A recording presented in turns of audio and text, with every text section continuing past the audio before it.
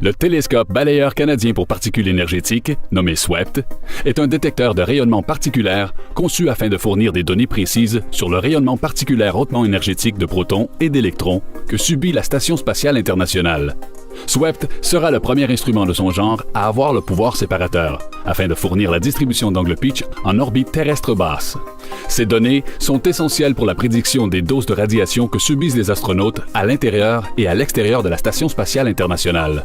Cette nouvelle technologie mènera à l'amélioration de la sécurité des astronautes, aux avances de prédiction météorologique spatiale et pourra préciser le flux d'énergie de rayonnement incident sur l'atmosphère terrestre pour les études de changement climatique.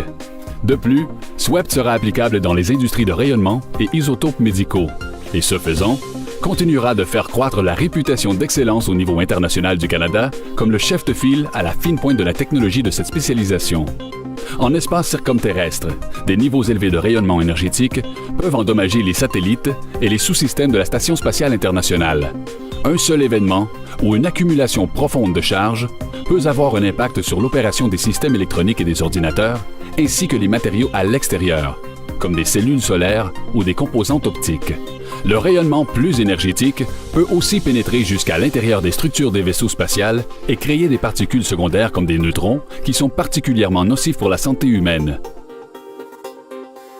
Les sources principales de radiation primaire en espace circumterrestre sont les rayons cosmiques galactiques, les particules solaires énergétiques et les particules prises dans les ceintures de radiation de Van Allen.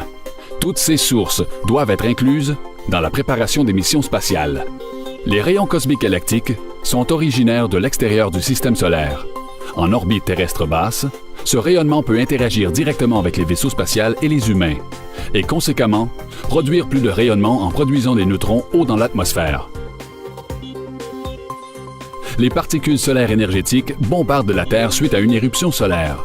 La température de l'atmosphère solaire est tellement chaude que les électrons et les protons peuvent s'évader de la gravité du Soleil et créer un déversement multidirectionnel, formant le vent solaire. Parfois, ce déversement peut être interrompu par un événement plus violent et soudain, une éruption solaire. Ces éruptions produisent des particules solaires énergétiques qui peuvent causer une poussée de radiation spatiale extrêmement intense. Heureusement, la plupart du rayonnement se fait dévier sans conséquence autour du champ magnétique de la Terre, une bulle appelée la magnétosphère.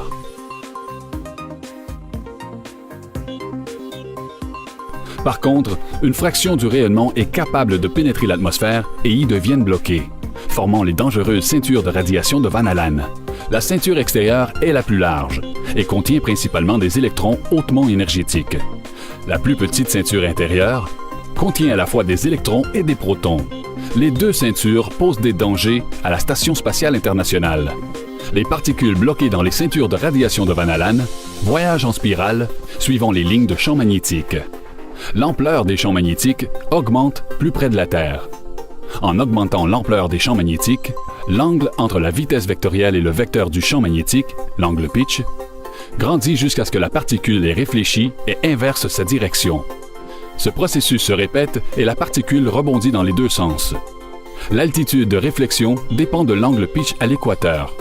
Si l'angle pitch est suffisamment aigu, le rayonnement peut atteindre les astronautes à bord de la Station spatiale internationale. Ces particules sont dispersées avant de pouvoir réfléchir. Elles retombent sur l'atmosphère et représentent une source d'énergie atmosphérique importante, mais mal comprise. En plus de leur motion de réflexion, les particules bloquées ont un mouvement lent autour de la Terre déterminé par leur charge. Les électrons voyagent vers l'est et les ions vers l'ouest. L'effet net des mouvements cause une asymétrie dans les flux des particules. La conception avec maniabilité du détecteur balayeur de SWEPT permet de résoudre cette asymétrie. Le champ magnétique de la Terre est incliné et décalé dans son axe de rotation. Ceci rend le champ près de la surface particulièrement faible dans une région au-dessus de l'océan Atlantique du Sud. Cette région est nommée l'anomalie magnétique de l'Atlantique du Sud.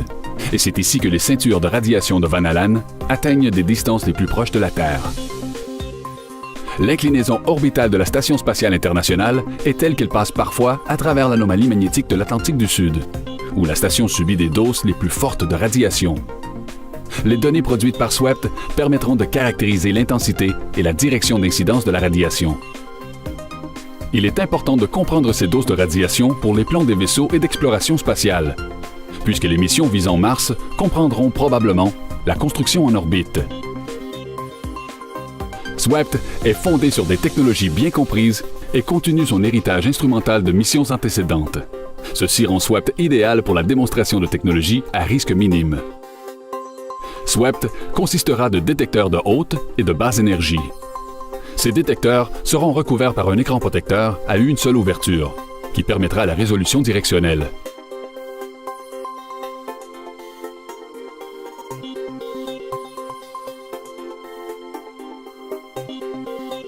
L'énergie des particules sera déterminée par leur pénétration et leur déposition d'énergie, stockée dans une pile de détecteurs de silicium.